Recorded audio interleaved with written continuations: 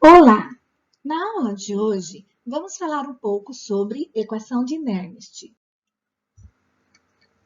Então, a equação de Nernst, ela serve para mostrar exatamente qual o valor do potencial da pilha quando você não partir de condições padrões.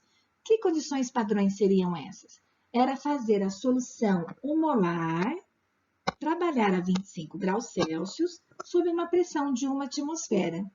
Tá? Nem sempre a gente trabalha com soluções a 1 molar. Se não for 1 molar, então é a hora que a gente muda e vai fazer a equação de Nernst.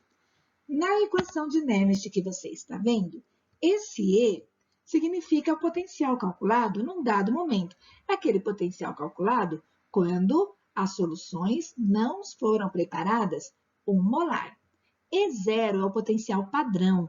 Esse potencial a gente encontra nas tabelas de potenciais, ou de redução ou de oxidação. São números fixos, foram calculados nas condições padrões. O R, chamado de constante dos gases, será usado 8,314 Joule por mol por Kelvin, diferente do R que a gente usava nos cálculos de pressões, né? Que era 0,082, 62,3. Se você observar, as unidades elas vão mudando. Quando muda a unidade, muda também o valor dessa constante. O T, para colocar nesta fórmula, tem que estar em Kelvin. Muitas vezes o exercício te dá a temperatura em graus Celsius. Para isso, você vai ter que somar 273 a essa temperatura e transformá-la em Kelvin. N é o número de elétrons envolvidos na reação. Onde você vai encontrar? Quando você for fazer a semi-reação de uma pilha, é onde aparecem os elétrons. Então, quando você igualar os elétrons, então você vai ter ali o número de elétrons que vai ter que ser usado nesta equação. F é a constante de Faraday e sempre vai ter esse valor, 96.500 coulombs por mol. Ln se chama logaritmo natural. A gente não trabalha muito com logaritmo natural. A gente tenta sempre transformar ele em logaritmo normal, porque aparece nas calculadoras. Para isso acontecer, a sua resposta do logaritmo do mesmo valor, né, tem que ser multiplicado por 2,3. Então, por exemplo, eu tenho Ln de 5. Para transformar em logaritmo de 5, eu tenho que multiplicar aquele logaritmo por 2,3. E o Q é o quociente das concentrações dos íons elevados aos seus expoentes. Sempre produto sobre reagente, o que lembra muito a constante de equilíbrio, ok? Porque a constante de equilíbrio também era produto sobre reagente. Vamos agora pegar aquela equação que está em logaritmo natural, né? Vamos tentar fazer ela de uma outra forma. Vou colocar esses valores que são constantes na fórmula, tipo R. Vou usar a temperatura como se a gente sempre trabalhasse a 25 graus. Vou usar o Faraday, 96.500. Então, ó, esse número é constante, né? Então, se o exercício falar que a temperatura está a 25 graus, então olha o que eu posso fazer. Eu posso transformar a temperatura em Kelvin, que vai dar 298 Kelvin, colocar os valores constantes, então, na reação. Eu coloquei o R, coloquei o Faraday e mudei a temperatura. Fazendo aquelas contas, né? 8,314 vezes 298 dividido por 96.500 vai dar 0,0257. Pronto. Agora, eu não quero trabalhar com Ln. De quê? Eu quero trabalhar com logaritmo de quê? Então, lembrando que basta multiplicar na frente do logaritmo por 2,3. Agora, como aqui tem um número multiplicando o outro, multiplicar, então, faço as contas. Agora, eu tenho um outro jeito de fazer a equação de Nernst, sem precisar de mexer com R, com Faraday, né? Eu posso fazer direto, como está mostrado nesta última fórmula. É até mais simples. Sempre que você for fazer o exercício, você primeiro vai calcular o E0 padrão da pilha. Lembrando que esse E0 vocês devem ter aprendido como ΔE, né? Esse ΔE é calculado assim, potencial maior menos potencial menor. Os potenciais têm que ser iguais. Ou os dois são de oxidação, ou os dois são de redução. Porque este valor sempre tem que dar maior que zero, pois a pilha, ela ocorre espontaneamente. Calculado o ΔE, você vai fazer a reação global. Então, para chegar na global, você vai ter que fazer as semi-reações primeiro. E quando as semi-reações, você olhar que a quantidade de elétrons ficaram iguais, né, nas duas, então aí você tem o valor do N, tá? Aí você vai determinar o Q, né?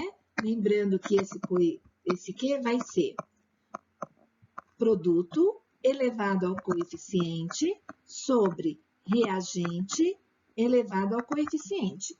Quem são essas concentrações que você vai usar? São as concentrações dos íons e vai usar gás se acaso existir na reação química. Então, olha, esses produtos e esses reagentes serão os íons, ou então, se existir gás. E vai em seguida aplicar a equação de Nernst. Vamos para o primeiro exemplo. Uma célula voltaica é produzida a 25 graus Celsius, então está na temperatura padrão, né? Com as meias células. Então, a primeira é de alumínio. Ele está dando de alumínio e já está informando aqui, ó, que a solução, né, de alumínio, onde tem os íons Al+3, 0,001 molar. Não é 1 molar. Se não for 1 molar, é a hora que a gente usa, então, a equação de Nernst. Repara que a do níquel também, 0,5 molar.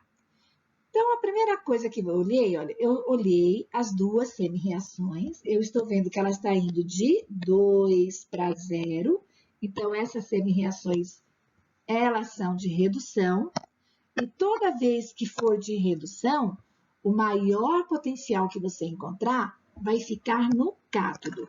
Então, funciona assim. Potencial de redução indica quem está no cátodo. Potencial de oxidação indica quem está no ânodo. É sempre o maior deles. Então, é potencial de redução? O maior está no cátodo. Ah, então é potencial de oxidação? Então, o maior vai estar no ânodo. No nosso exemplo, eu estou encontrando quem fica no cátodo. Aí você vai calcular o ΔE. Sempre o maior menos o menor. Então, o ΔE deu 1,41 volts. Já tenho, então, o ΔE. Em seguida, eu vou fazer a reação global, só que para isso eu preciso das semi-reações. Então, olha, no cátodo sempre vai ocorrer uma redução, ou seja, a carga elétrica vai diminuir. E no ânodo, ela vai aumentar. Então, eu coloquei aqui, né, o cátodo indo de 2 para 0 e o ânodo indo de 0 para 3. Eu vi que uma tem 3 elétrons e a outra tem 2 elétrons. Eles estão em quantidades diferentes. Então, aí a gente multiplica cruzado, tá ok? Então, eu vou multiplicar a reação do cátodo por 3 e a do ânodo por 2. Ah, é para multiplicar esses potenciais? Não, não é para mexer no potencial. É para multiplicar apenas as reações. Quando você multiplicar as reações, agora olha o que eu tenho. Os elétrons se igualaram. Conclusão, eu sei que o meu N agora vale quanto? O meu N vale 6. Os elétrons são cancelados, cancelo os elétrons e vou para a reação global.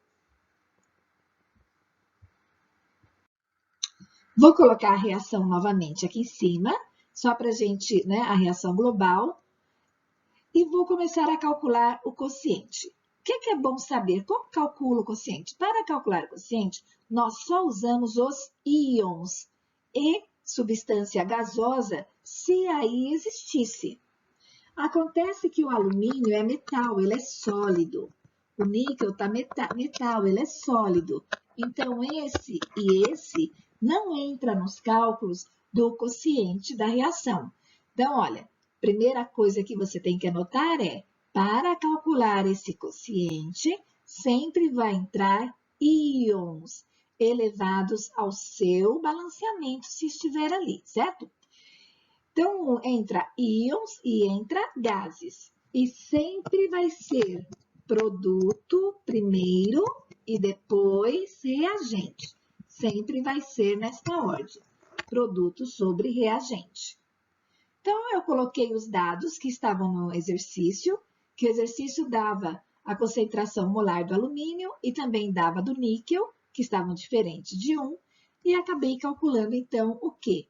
8 vezes 10 a menos 6. Bom, então agora eu já sei que o N vale 6, então eu posso montar a equação de Nernst. Então, olha lá. Eu sei o valor do Q, eu sei o valor do N e sei o valor do E0. Então, eu vou substituir os valores e eu quero calcular aquele E, que é o potencial do momento. Tem muita conta para fazer, tá bom? Então, olha lá. Eu posso, por exemplo, né, ó, esse logaritmo que vocês aprenderam, log de 8 vezes 10, eu posso escrever log de 2 à terceira, porque 2 à terceira é 8, mais log de 10 a menos 6. Essa era uma regra de logaritmo, né? Quando os números estão multiplicando, você pode fazer logaritmo, a soma de cada logaritmo de um número mais logaritmo do outro, ok?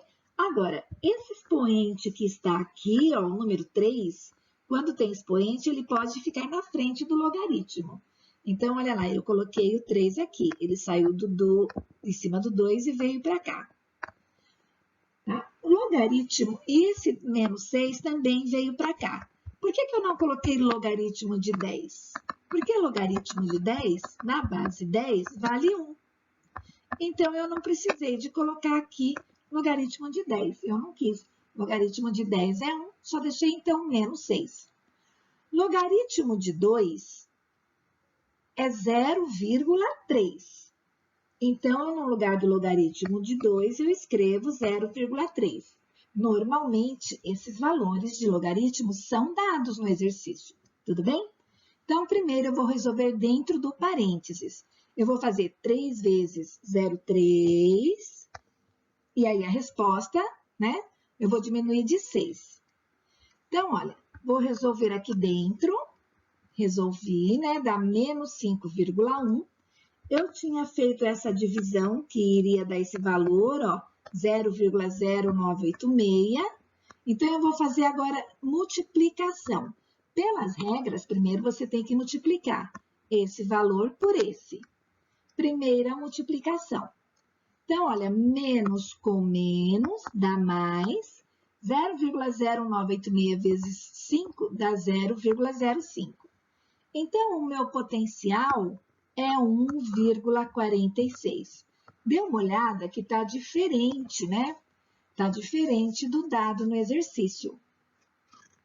Tá? O potencial padrão era 1,41 e aqui deu 1,46. Vamos ver um exemplo novamente? Agora, zinc e cobre. O potencial que ele está dando é o potencial de oxidação. Os dois são os potenciais de oxidação, né? Então, eu vou sempre calcular o maior menos o menor. Então, o potencial padrão desta pilha é 1,10 volts, porque esses dois valores são os valores que estão na tabela de potenciais, que foram feitos nas condições padrões. 1 molar, 25 graus, 1 atm. A reação global, ela já está aqui, então ela está mostrando assim, ela começou, digamos que ela comece com a concentração 1 molar e 1 molar de zinco. Então, ó, os íons estão na concentração 1 molar, tudo bem? Quantos elétrons envolvidos nessa reação? Basta olhar um, porque como os coeficientes são iguais, né? Então, o número de elétrons é igual a 2. Está variando de 2 para 0.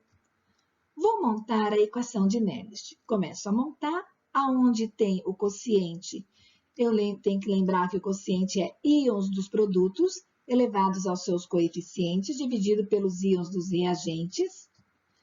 Então, o meu produto é o zinco 2 e o meu reagente é o cobre 2. E as concentrações molares de cada um vale 1. Quando você calcular isso daí, você vai chegar ao logaritmo de 1. Só que logaritmo de 1 vale 0. Então, olha, 0 vezes esse valor aqui dá 0. Conclusão, o meu potencial vai ser exatamente igual ao meu potencial padrão, porque eu estou trabalhando dentro das condições e usando concentrações 1 molar. Vou colocar agora concentrações diferentes. Vou colocar a concentração de zinco 10 molar. Diferenciar, só para ver o que acontece. A equação já tinha feito, né? Vou substituir. A concentração do zinco mais 2 passa a ser 10, aí vai ficar logaritmo de 10. Logaritmo de 10 é 1. Então, agora, logaritmo de 10 não é 0, logaritmo de 10 é 1. Então, vai ficar uma vez aquela divisão. Faço a divisão, então vai ficar 1,0704 volts. Repara que o potencial da pilha agora está diferente da pilha padrão, está menor. Por que está menor? Se você olhar as duas concentrações, olha para as duas. Uma é 1 molar e a outra é 10 molar. Está mostrando que a concentração de zinco ela está aumentando. Se a concentração de zinco está aumentando, significa que a pilha está... ela já foi corroída uma parte da placa de zinco. Se a placa de zinco foi corroída, os íons de zinco vão cair na solução. Então, ó, aumentando a solução de íons de zinco, lembrando que o zinco está no produto, automaticamente vai ter que diminuir quem? A do cobre. Então, fica aqui, eu tenho a pilha, certo? Eu teria aqui a placa de zinco, eu teria aqui a placa de cobre, teria aqui a ponte salina, e eles estariam unidos. À medida que o zinco cai na solução, o cobre que está na solução vai para a placa e se deposita na placa. Então, aqui, ó, esta solução aqui, a tendência dela é aumentar a solução de zinco mais 2. Então, a solução fica concentrada quando isso acontece. Enquanto a outra fica diluída, porque o cobre vai saindo da solução. Então, olha, toda vez que a pilha estiver em funcionamento, sempre, a tendência é que o seu potencial comece a diminuir. Exatamente por isso. À medida que ele aumenta, o potencial diminui. Se o Q aumenta, é porque então está tendo o quê? Muito produto. Então, a pilha está corroendo rapidamente.